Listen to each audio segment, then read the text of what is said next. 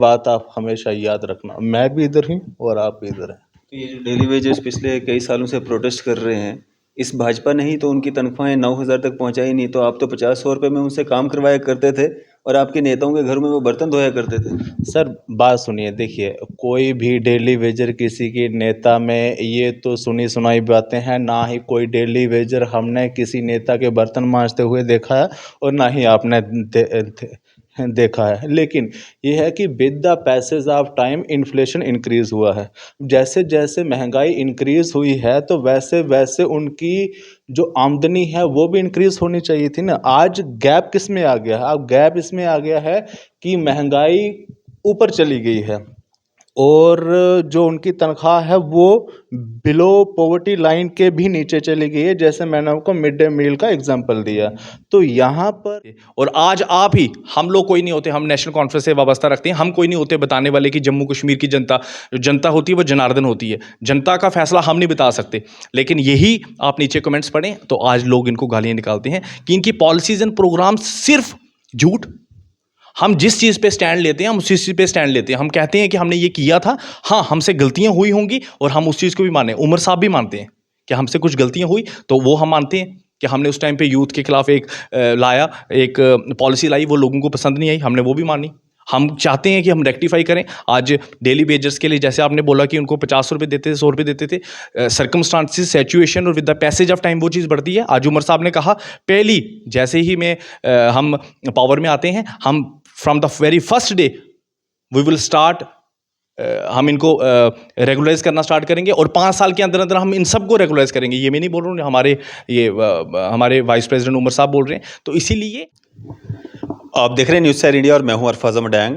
आज की खास मुलाकात में हमारे साथ दो मेहमान मौजूद हैं। हमारे बाईं तरफ हैं हर्षवर्धन सिंह जी, जो कि प्रोविंशियल प्रेसिडेंट हैं Jammu Kashmir national conference student union के, और हमारे साथ स्पोक्स पर्सन हैं नेशनल कॉन्फ्रेंस स्टूडेंट यूनियन के अरुण जी। सर, पहले आपसे बात करना चाहेंगे, अगर हम बात करें अभी जो नेशनल कॉन्फ्रेंस की तरफ से आपको एक अलग से ऑफिस जो है आपके लिए दिया गया है, क्या कहना चाहेंगे? जी नमस्कार, मैं बड़ा मशकूर हूँ हमारे प्रेसिडेंट डॉक्टर फ़ारूक अब्दुल्ला साहब का, वाइस प्रेसिडेंट उमर अब्दुल्ला साहब का, कि हम एक वर्कर हैं नेशनल कॉन्फ्रेंस के और तकरीबन 2013 में मैंने ज्वाइन किया था, तो तकरीबन 10 साल का टेन्योर मैंने नेशनल कॉन्फ्रेंस के साथ दिया है और उन्होंने हम पे विश्वास किया है। हमारा फ़र्ज़ है स्टूडेंट्स के लिए काम करना, स्टूडेंट विंग के लिए काम करना, और वक्तन फ़वक्तन जब भी उनको ज़रूरत पड़ती है स्टूडेंट्स को, हम हमेशा उनके साथ खड़े हैं। तो मैं बहुत ही ज़्यादा मशकूर हूँ अपनी पार्टी लीडरशिप का। स्टूडेंट्स की अगर हम बात करें, किस तरह की दिक्कत परेशानियां या किस तरह के फ़ोन कॉल्स आपको आती हैं और किस तरह से आप उनकी हेल्प जो है करते हैं? देखिए, जैसा कि आप जानते हैं जम्मू कश्मीर का जो जोग्राफ़िकल एरिया है, आप एक तरफ देखें रजौरी पुंछ, दूसरी तरफ देखें आप चनाब वैली को आप देखें, डोडा, भद्रवाह, किश्तवाड़, आप रियासी को देखें, उधमपुर को देखें। तो यहाँ से जब बच्चे पढ़ने के लिए आते हैं तो यहाँ पे एडजस्ट करना, यहाँ पे मैं सीधा बोलना चाहता हूँ, प्रोफेसर्स जिस तरीके से हरास करते हैं, प्रोफेसर्स जिस तरीके से दबोचने की कोशिश करते हैं, या फिर आप पीएचडी में देख लें, एमफिल में देख लें, तो उस जगह पे हम उनके साथ खड़े होते हैं और जहाँ पे भी उनको ज़रूरत होती है हम कोशिश करते हैं कि हम उनकी हेल्प कर सकें। और दूसरी तरफ आप देखें, जैसे इस टाइम पे आप 12th के बाद जैसे हम कॉलेजेस स्टूडेंट्स आते थे और एडमिशन्स लेते थे, अपनी मर्ज़ी से एडमिशन्स लेते थे, हमें फ़ोन कॉल्स आती थी कि हमें एमएम कॉलेज में एडमिशन लेनी है, किसी वजह से हम डेट टाइम पे नहीं पहुंच पाए, तो आप कॉल करें, आप बात करें। हम प्रिंसिपल से अक्सर बात करते थे। आज मैं आपको बात सुनाऊं कि इन्होंने नए कॉलेजेस तो ओपन किए हैं, लेकिन दूसरी तरफ एक नया फरमान आता है कि आपको एडमिशन लेने के लिए एक एग्ज़ाम देना होगा सीयूटी का, और उसके लिए बच्चों को बाहर हिमाचल, पंजाब के अलग अलग एरियाज़ में, और इनफैक्ट आंध्र प्रदेश के लिए मुझे रात को कॉल आई रामबन से कि जनाब मेरी बच्ची है और उसका जो एग्ज़ाम सेंटर बना है वो आंध्र प्रदेश में बना है, पंजाब में बना है, डिफरेंट एरिया में बना है। तो मैं हैरान हुआ कि मैं उस बच्चे की मदद कैसे करूं, कि गवर्नमेंट का जो एक वेलफेयर स्टेट का काम होता है, बच्चों को पढ़ाई देना, एक स्टूडेंट्स के लिए एक माहौल तैयार करना कि स्टूडेंट्स पढ़ें, स्टूडेंट्स अपनी तालीम हासिल करें, एक बड़े ही एक बड़े ही सस्ते और प्लान्ड मैनर में वो दें कि मिनिमम आप उसमें पैसा रखें और मिनिमम आप एक पेरेंट्स का पैसा खर्चवा के एक बच्चे को प्रॉपर आप एजुकेशन दें। लेकिन मैं आपको अपनी पर्सनल बताता हूँ कि मैंने मास्टर्स इन फ़िलासफ़ी की है, मैं एमफ़िल हूँ। मेरा आज तक का खर्चा अगर आप पूछेंगे, मैंने सारे गवर्नमेंट कॉलेजेस और यूनिवर्सिटी में पढ़ा है, तकरीबन लाख 1.5 लाख में मेरी पूरी पढ़ाई ख़त्म हुई है और उसमें भी स्कॉलरशिप मैंने 1.5 लाख ले ली है। तो ये एक बहुत ही मध्यम परिवार से, एक नॉर्मल बैकग्राउंड से, मैं मिडिल क्लास फैमिली से था, तो ये उसी वजह से हो पाया। आज अगर हमें सीयूटी का एग्ज़ाम देने के लिए दूसरी स्टेट में जाना पड़ता है, 5-5 6 दिन वहाँ रहना पड़ता है, 50,000 तो आपने उसी में खर्च करवा दिया। उसके बाद आप कॉलेजेस कहाँ पे देंगे, कौन से स्टेट में देंगे, वो भी नहीं आपको पता। तो ये बड़ा ही एक मुझे अफ़सोस होता है कि आज स्टूडेंट्स की ऐसी प्रॉब्लम्स आ रही हैं, जो कि एक हमारी गवर्नमेंट को इस चीज़ के बारे में कॉग्निजेंस लेना होगा और समझना होगा कि हम किस तरीके से बच्चों को एक अच्छी शिक्षा दे सकें। और हम भी, और हमारा जो काम है, हम वक्तन लोग बच्चों के साथ खड़े हैं, यूथ और स्टूडेंट के साथ खड़े हैं, हम उनकी हेल्प करते हैं। 5 अगस्त 2019 के बाद स्टूडेंट्स का जम्मू कश्मीर में क्या फ्यूचर है? देखिए, 5 अगस्त 2019 के बाद आप किसी भी सेक्टर में आप देख लें, जम्मू कश्मीर में एक निराशा है, डिसअपॉइंटमेंट है, फ्रस्ट्रेशन है, डिप्रेशन है। और हाल ही में आप देखें कि एक ड्रग्स का बहुत बड़ी जो वबा है, एक महामारी है, जो हमारे जम्मू कश्मीर के यूथ को, स्टूडेंट्स में फैल रही है। और हमने एक सर्वे किया, मैं मशकूर हूँ अपनी पार्टी लीडरशिप का, कि उन्होंने जम्मू से उन्होंने एक कमेटी बनाई है, वार अगेंस्ट ड्रग अब्यूज़, और जम्मू से उन्होंने मुझे एक एज ए मेंबर उन्होंने चुना है। और हम लोग उसमें काम करते हुए जब हमने देखा कि 5 अगस्त 2019 के बाद, जहाँ पहले 15 से 20 ओपीडी में बच्चे आते थे ड्रग्स के रिलेटेड, उसके बाद 5 अगस्त 2019 के बाद 150 से 250। आप हैरान होंगे कि ड्रग्स जैसी महामारी पे भी 5 अगस्त 2019 का कितना बड़ा रोल रहा है। तो आप समझ सकते हैं कि बाकी आप सेक्टर्स जितने भी देखें, आप इंडस्ट्रीज़ को देखें, आप फार्मर्स की हालत को देखें, आप वुमेन एम्पावरमेंट को देखें, 5 अगस्त 2019 का एक ब्लैक डे यकीनन मनाया जाएगा। और मैं चाहता हूँ कि जल्द से जल्द, कि एक हमारा सुप्रीम कोर्ट में जो चल रहा है, आप देख रहे हैं कि हम उसमें तो कोई प्रेडिक्ट नहीं करना चाहते हैं, क्योंकि सुप्रीम कोर्ट सबसे बड़ी जुडिशरी है, वही जो फैसला लेगी वो सुप्रीम होगा। लेकिन हम चाहते हैं कि जल्द से जल्द ये फैसला आए और एक बार फिर से जम्मू कश्मीर यूथ और स्टूडेंट्स के लिए एक वो सिस्टम बने कि जहाँ पे वो अपनी पढ़ाई कर सकें, जहाँ से ये महामारी, ड्रग्स जैसी महामारी ख़त्म हो। और इस सब में एक हमारी सिविल सोसाइटी का और हमारे स्टूडेंट यूथ का ये बहुत बड़ा रोल है कि इस चीज़ को हम जल्द से जल्द ख़त्म करें। क्योंकि हमारी गवर्नमेंट बनाने का, चाहे वो बीजेपी, पीडीपी या कांग्रेस, कोई भी हो, कोई फ़ायदा नहीं जब जहाँ हमारा स्टूडेंट, यहाँ हमारा यूथ ख़त्म हो जाएगा। हमने किस लोगों के साथ हमने काम करना है, किन लोगों के साथ हमने काम करना है, जब हमारा फ्यूचर ही ख़त्म होगा। बिल्कुल। तो अरुण जी भी यहाँ पे हमारे साथ मौजूद हैं, स्पोक्स पर्सन हैं स्टूडेंट यूनियन के नेशनल कॉन्फ्रेंस के। अरुण जी, 5 अगस्त 2019 के बाद जम्मू कश्मीर ने क्या खोया, क्या पाया? देखिए, मैंने जो अपनी आँखों से देखा, अपनी आँखों से मैंने देखा कि 5 अगस्त के बाद ना, आप ले लीजिए कि लखनपुर से लेकर करगिल तक हर एक आदमी परेशान है। लेकिन ये जो 2-4 नेता हैं भाजपा के, यही खुश हैं। जहाँ पर भी ढोल बजता है तो ये नाचना स्टार्ट हो जाते हैं। आज तक इन्होंने कोई भी रिपोर्ट नहीं दी कि हमने इतना काम किया। आपको पता है कि जब पुलिस की भर्ती आई सब इंस्पेक्टर की, उसमें क्या था कि एज 18 साल रखी गई थी। अब आप मुझे बताइए, ग्रेजुएशन 18 साल में होती है? इनका दिमाग ही नहीं है। और सबसे पहली बाइट मैंने आपको बुलाया था कि भाई ये इन लोगों के साथ इनजस्टिस हो रहा है। तो सबसे पहली जो आवाज़ थी उस समय नेशनल कॉन्फ्रेंस ने उठाई थी। और आज भी जो नेशनल कॉन्फ्रेंस है वो आवाज़ उठा रही है कि आपने 20-21 के फॉर्म लगाए हैं महाराज। आज कौन सा आने वाला है? 2024। 3-4 साल गए ना। अब मुझे ये बताइए, उन बच्चों के साथ फिज़िकली स्टेबिलिटी का कंप्रोमाइज़ हो रहा है? उनकी जो फिज़िकल एबिलिटी है उनके साथ कंप्रोमाइज़ नहीं हो रहा। उनकी जो फाइनेंशियल स्टेबिलिटी है, क्या उनके साथ कॉम्प्रोमाइज़ नहीं हो रहा?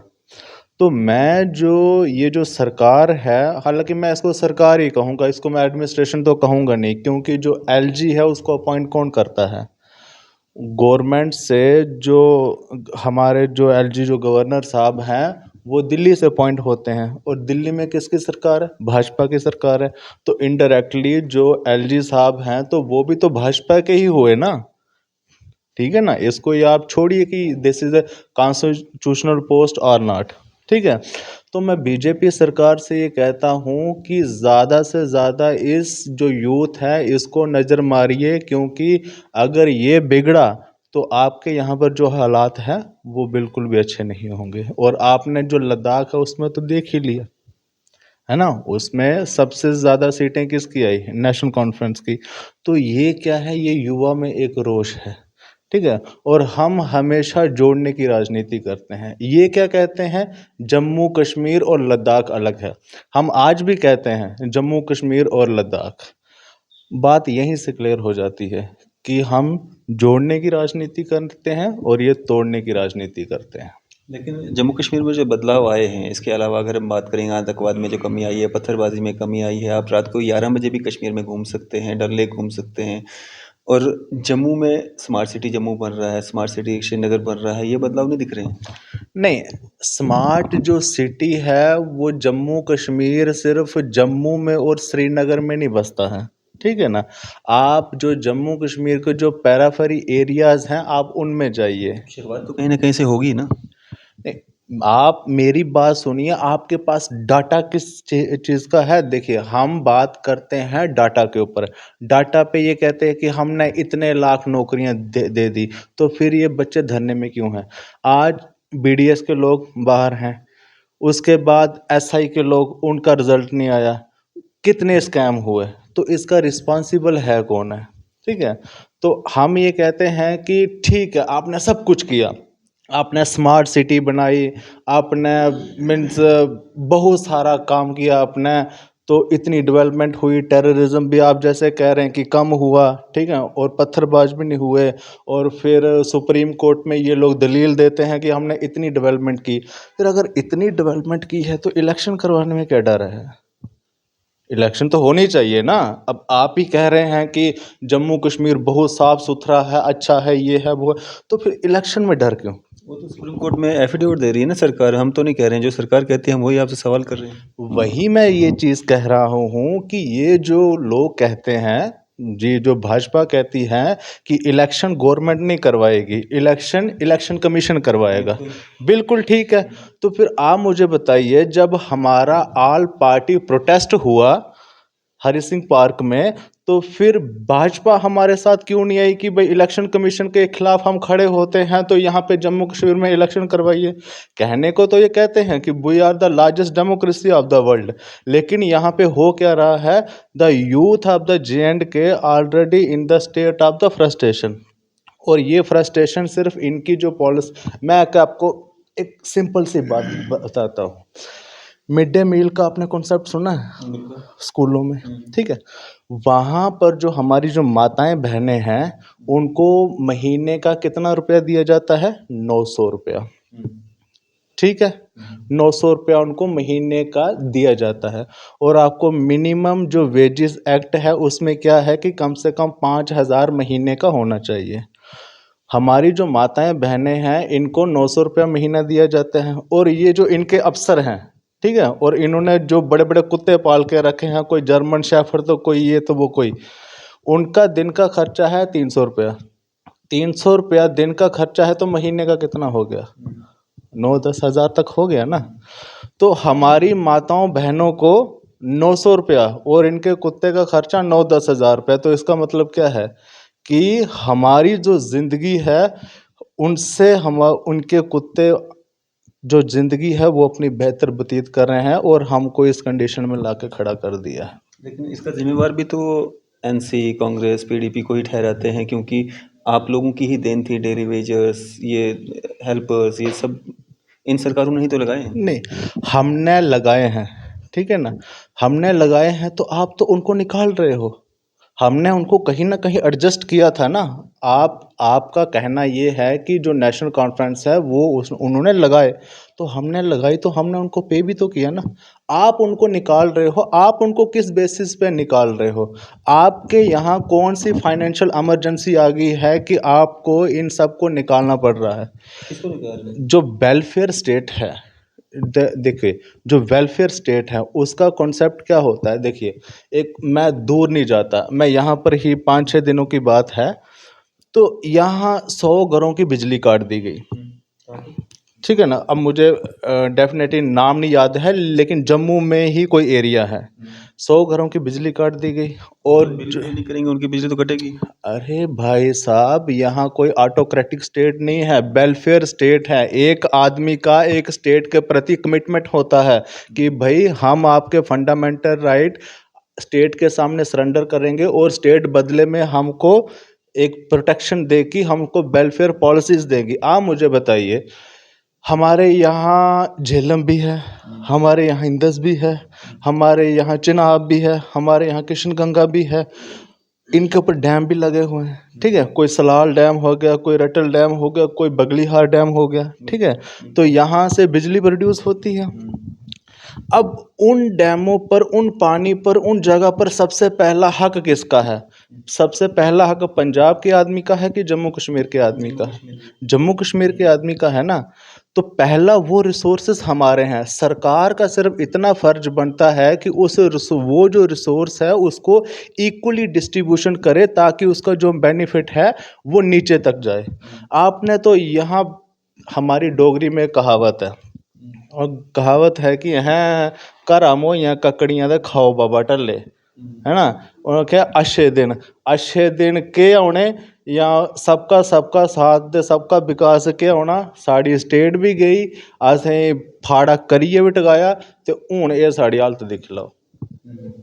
ये चीज़ है। लेकिन जो आपके प्रोटेस्ट हैं या जो आपकी करगिल की जो जीत है, वो तो यहाँ पे लोगों में उस तरह का जोश दिख नहीं रहा है, क्योंकि जो आपका प्रोटेस्ट था, फारूक साहब भी नहीं आए, महबूबा मुफ्ती जी भी नहीं आई, जिन्होंने आह्वान दिया था इस प्रोटेस्ट का, और लोग भी नहीं दिखे। अगर लोगों में खुशी होती, लोग बदलाव चाहते थे, लोग आपकी बात जो आप कह रहे हैं वो सब सच था, तो लोग भी नहीं वहाँ पे दिखे उस संख्या में। नहीं, ऐसा कोई बात नहीं है। अगर आपने उस प्रोटेस्ट को कवर किया होगा तो वहाँ पर काफ़ी लोग आए थे और लोगों के लिए बैठने के लिए जगह नहीं थी। ठीक है, और 15-20 पॉलिटिकल पार्टीज, बात रही, अगर इतनी सारी एनजीओ, इतने सारे एसोसिएशंस जब वहाँ पे थे, तो लोग कहाँ थे वहाँ पे? आप मुझे बताइए, वहाँ पे किस पार्टी का लीडर नहीं आया था? हमारे रतन लाल गुप्ता जी जम्मू जो प्रोविंस है वहाँ एनसी के प्रेसिडेंट हैं। सारे लीडर ही थे ना सर, लोग नहीं थे। वो वहाँ पर थे, लीडर थे, लोग नहीं थे। लोग थे। शायद आपने कवर किया होगा या नहीं किया होगा, लेकिन लोग वहाँ पर थे और लोगों में रोष था। और जो भी मीडिया वाले बाइट देने आए, अगर उनके नीचे कमेंट पढ़िएगा तो ऑटोमेटिकली आपको पता चल जाएगा। ठीक है ना। तो अगर लोग नहीं होते हमारे पास, ठीक है, तो जम्मू कश्मीर और लद्दाख तो अलग नहीं है ना, तो फिर लद्दाख में एनसी कैसे आ गई? करगिल में, हाँ, वहाँ पर, तो वहाँ पर करगिल में तो पहले भी बीजेपी आती नहीं थी। आप मेरी बात सुनिए, इन्होंने, बीजेपी वाले कहते हैं हम तो जीते हैं, हम तो हारे नहीं है, हमारा तो वोट शेयर बढ़ा है, हमारी तो सीट बढ़ी है। अच्छा, तो फिर जो हमारा सिंबल है उसको लेकर आप सुप्रीम कोर्ट क्यों गए थे? वो तो जाना ही था। आपकी रीजनल पार्टी है, लद्दाख अलग है। बात वही है ना। ये वो लोग कहते हैं कि लद्दाख अलग है, हम आज भी कहते हैं कि जम्मू कश्मीर और लद्दाख है। लद्दाख हमसे बिल्कुल भी टूटा हुआ नहीं है, वो आज भी हमारे दिलों में है। और ये मैं जो भाजपा के लोग हैं इनको ये बताना चाहता हूँ, और ख़ासकर जो हमारे जो अरविंद रैना जी, वो बहुत एक अच्छे आदमी हैं, लेकिन मैं उनको ये बताना चाहता हूँ कि जिस दिन इलेक्शन हुई, नेशनल कॉन्फ्रेंस कुछ नहीं करेगी, हम उनको कुछ नहीं करेंगे, लेकिन जो जनता है वो उनका ऐसा हाल करेगी कि उनको पता नहीं चलेगा कि नीचे से क्या निकला और ऊपर से क्या गया। ये बात आप हमेशा याद रखना। मैं भी इधर हूँ और आप भी इधर हैं। तो ये जो डेली वेजेस पिछले कई सालों से प्रोटेस्ट कर रहे हैं, इस भाजपा ने ही तो उनकी तनख्वाहें 9,000 तक पहुंचाई नहीं, तो आप तो 50-100 रुपये में उनसे काम करवाया करते थे, और आपके नेताओं के घरों में वो बर्तन धोया करते थे। सर बात सुनिए, देखिए कोई भी डेली वेजर किसी की नेता में ये तो सुनी सुनाई बातें हैं, ना ही कोई डेली वेजर हमने किसी नेता के बर्तन मांजते हुए देखा है और ना ही आपने देखा है। लेकिन ये है कि with the passage of time inflation increase हुआ है। जैसे जैसे महंगाई इंक्रीज हुई है तो वैसे वैसे उनकी जो आमदनी है वो भी इंक्रीज होनी चाहिए थी ना। आज गैप किस में आ गया है? अब गैप इसमें आ गया है कि महंगाई ऊपर चली गई है और जो उनकी तनख्वाह है वो बिलो पॉवर्टी लाइन के भी नीचे चली गई है। जैसे मैंने आपको मिड डे मील का एग्जांपल दिया, तो यहाँ पर जो गैप है वो हमको फिल करना है, वो एक ड्यूटी होती है वेलफेयर स्टेट की, तो वो हमको फिल करना चाहिए। तो ये भी इल्ज़ाम लगे कि 2.5 लाख लोग जो हैं आपने बैकडोर अपॉइंट किए हुए हैं जो अभी सरकार में काम कर रहे हैं। देखिए, अगर किसी ने बैक डोर अपॉइंटमेंट की है, ये मैं नहीं कह रहा हूँ, ये अरुण कुमार मेहता जी कह रहे हैं, चीफ सेक्रेटरी हैं एलजी एडमिनिस्ट्रेशन में। मैं ये कह रहा हूँ कि अगर किसी ने बैक डोर अपॉइंटमेंट की है तो एडमिनिस्ट्रेशन आपकी है, ठीक है ना। लॉ एंड ऑर्डर आपके पास है। जिन्होंने लगवाई है और जो लगे हैं आप उन पे कार्रवाई करिए, इससे ज़्यादा तो मैं कुछ नहीं कर सकता ना। बस। तो आम जनता के लिए क्या एक मैसेज रहेगा आपकी तरफ से? देखिए, आम जनता के लिए एक ये मैसेज रहेगा कि एकजुट हो जाओ। पहले भी हम क्या थे, एकजुट नहीं थे, तो आज हमारा ये हाल हुआ। तो एक बहुत बड़ा जो स्कॉलर्स हैं उनकी एक कहावत है कि जिन लोगों को अपना तारीखी मंजर याद नहीं होता ना, उन लोगों का जुग्राफिया भी बाकी नहीं रहता। और यही जम्मू कश्मीर के लोगों के साथ हुआ है। और कम से कम अपनी जो तारीख है वो याद रखिए। और ये बीजेपी वाले क्या कहते हैं कि जो नेशनल कॉन्फ्रेंस है हम उनको मिटा देंगे। अरफाज साहब, नेशनल कॉन्फ्रेंस क्या है? एक तारीख है और तारीख को कभी मिटाया नहीं जाता। और इस तारीख का जो वो होगा ना, अब मैं ज़्यादा बातें बोलना नहीं चाहता। इलेक्शन करगिल में हुए, वहाँ पर लेह में, ठीक है, आपको पता चल गया। जिस दिन जम्मू कश्मीर में होंगे ना, उस दिन हम उनको बताएंगे कि ये क्या होंगे कि लद्दाख तो अभी झांकी है, जम्मू कश्मीर अभी बाकी है। तो देख लीजिएगा कि ये लोग ऑटोमेटिकली लखनपुर के पार होंगे। तो वही मैं ये कहना चाहता हूँ कि ये तो आगाज़ मोहब्बत है मियाँ, आगे आगे देखो होता है क्या। नमस्कार जी, क्या एक मैसेज रहेगा आपकी तरफ से? जी, ये डबल इंजन सरकार जो है ना, एक मैसेज है लोगों के लिए कि ये भारतीय जो झूठी पार्टी है, भारतीय जनता पार्टी नहीं, भारतीय झूठी जो पार्टी है, इसके खिलाफ उठ जाओ, इसके खिलाफ एक मुठ हो जाओ, एक साथ हो जाओ। क्योंकि 1857 में जब एक अंग्रेज़ों के खिलाफ जब लड़ाई लड़ी गई थी, तो बड़े ही कुछ लोग थे, थोड़े से लोग थे जिन्होंने उस टाइम पे लड़ाई लगी और 1947 में हमें उनके खिलाफ हमने आज़ादी पाई। तो ये जो भारतीय जनता पार्टी, जिसको मैं भारतीय झूठी पार्टी बोल रहा हूँ, इसके खिलाफ स्टार्ट हो जाओ, इसके खिलाफ आवाज़ उठाना स्टार्ट करो। और इनकी नीतियों, पॉलिसीज़ और प्रोग्राम्स के खिलाफ, हम जाती तौर पे किसी की बात नहीं करते हैं, पॉलिसीज़ और प्रोग्राम्स के खिलाफ जो भी आज जैसे आप अभी बात कर रहे थे 2.5 लाख नौकरियों की, 60,000 डेली वेजेस की, ये मैं मुबारकबाद देता हूँ। अगर ये बोलते हैं, मैं मुबारकबाद दे रहा हूँ कि चीफ सेक्रेटरी साहब एंडोर्समेंट कर रहे हैं नेशनल कॉन्फ्रेंस की, वही बोल रहे हैं कि ये 60,000 लगाने वाले भी यही थे, ये 2.5 लाख लगाने वाले भी यही थे। आप चीफ सेक्रेटरी हैं, आप देखें, आपके पास लॉ एंड ऑर्डर है, सब कुछ है, आप देखें कि किसने अपॉइंट किए हैं। ये तो उन्होंने बोल दिया कि नेशनल कॉन्फ्रेंस ने किए हैं। ये मैं लोगों को भी बोलना चाहता हूँ, आप बताएं कि आपने पिछले 10 साल में क्या की है। आप आज 29,000 नौकरियां हमें गिना रहे हैं पिछले 10 साल में। असिस्टेंट प्रोफेसर्स को आपने ओवरेज कर दिया, बच्चों पीएचडी को आपने ओवरेज कर दिया, लेक्चरर के लिए आपने बीएड कंपलसरी कर दिया, सिर्फ आपने बीएड कॉलेज चलाने के लिए। एक हायर एजुकेशन को आप डिमोलिश करना चाहते हैं, ख़त्म करना चाहते हैं। आपने किया क्या है जम्मू कश्मीर के लोगों के साथ, आपने स्टूडेंट्स के साथ किया क्या?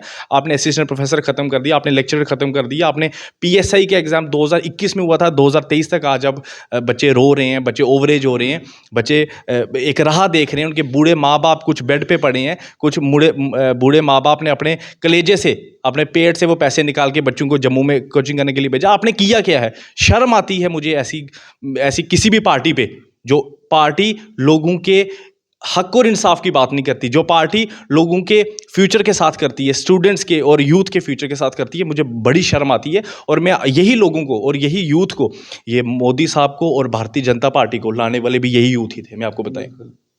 जैसे आज आप ये आज लोग देख रहे हैं, आज जम्मू कश्मीर की आवाम देख रही है। ये मैं आप लोगों की रिपोर्टिंग ही देखता था, नीचे लोग मोदी घर घर मोदी लिखते थे, और आज आप ही, हम लोग कोई नहीं होते, हम नेशनल कॉन्फ्रेंस से वाबस्ता रखते हैं, हम कोई नहीं होते बताने वाले कि जम्मू कश्मीर की जनता, जो जनता होती है वो जनार्दन होती है, जनता का फैसला हम नहीं बता सकते। लेकिन यही आप नीचे कमेंट्स पढ़ें तो आज लोग इनको गालियाँ निकालते हैं कि इनकी पॉलिसीज़ एंड प्रोग्राम सिर्फ झूठ।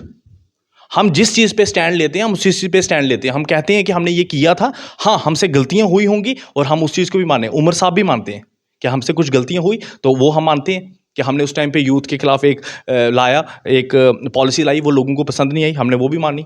हम चाहते हैं कि हम रेक्टिफाई करें। आज डेली वेजर्स के लिए जैसे आपने बोला कि उनको 50 रुपये देते थे, 100 रुपये देते थे, सर्कमस्टांसिस, सिचुएशन और with the passage of time वो चीज़ बढ़ती है। आज उमर साहब ने कहा पहली जैसे ही हम पावर में आते हैं, हम from the very first day we will start, हम इनको रेगुलराइज करना स्टार्ट करेंगे और 5 साल के अंदर अंदर हम इन सबको रेगुलराइज करेंगे। ये मैं नहीं बोल रहा हूँ, हमारे वाइस प्रेसिडेंट उमर साहब बोल रहे हैं। तो इसीलिए हम लोग जो कमिटमेंट करते हैं, मैं आपको पूछूंगा और आप लोग हमें पूछेंगे कि हमने किया ही नहीं किया, हम लोग करके दिखाते हैं। इसीलिए हम उस जोश के साथ बात करते हैं कि हमारे साथ लोग हैं और हमें बताने की ज़रूरत नहीं। आज करगिल का एक छोटा सा लद्दाख ऑटोनॉमस हिल डेवलपमेंट काउंसिल का एक इलेक्शन हुई है और उसमें लोगों ने करके दिखाया। लोगों ने बिल्कुल खारिज किया ये भारतीय जनता पार्टी को, और उनके जो कुछ चेहरे पे एक दो उनको टिकट मिल गई, वो पूर्व कुछ मंत्री थे, कुछ थे, उनको टिकट मिल गई। 12 सीटों के साथ सबसे बड़ी लार्जेस्ट पार्टी निकल के नेशनल कॉन्फ्रेंस सामने आई है। और इसी तरीके से असेंबली में भी और इसी तरीके से लोकसभा में भी नेशनल कॉन्फ्रेंस इसलिए क्योंकि नेशनल कॉन्फ्रेंस लोगों की जुड़ी हुई गुर्बत, गरीब लोगों की और यूथ और स्टूडेंट्स की है। इसी वजह से यही मैं आपको आपके माध्यम से अपने यूथ, स्टूडेंट्स और लोगों से एक रिक्वेस्ट करता हूं कि पॉलिसीज़ एंड प्रोग्राम्स पे वोट दिया जाए। सिर्फ चाहे वो नेशनल कॉन्फ्रेंस है, चाहे कोई है, कि आप लोगों के साथ नौकरियां किसने दी, आप लोगों के साथ, किसानों के साथ किसने इंसाफ किया, वुमेन एम्पावरमेंट के साथ किसने इंसाफ किया, चाहे किसी के साथ भी हो, उस चीज़ पे वोट दो। ये किसी धर्म की राजनीति पे या फिर अपनी कास्ट की राजनीति पे कभी भी ये इलेक्शन ना ही हमने लड़ी है और ना ही हम आगे लड़ेंगे। हम लोगों से रिक्वेस्ट करते हैं कि आप आने वाले इलेक्शन में इनको मुंह तोड़ जवाब दो। जो भी फ्यूचर स्टूडेंट्स और यूथ के साथ खेलती है उनको मुंह तोड़ जवाब दो। शुक्रिया, बहुत बहुत शुक्रिया। आपका भी हमारे से बातचीत करने बहुत बहुत शुक्रिया। इसी तरह की मजीद अपडेट्स के लिए आप देखते रहे न्यूज़ सर इंडिया। मैं अरफाज मडैंग, कैमरामैन शाहनवाज के साथ।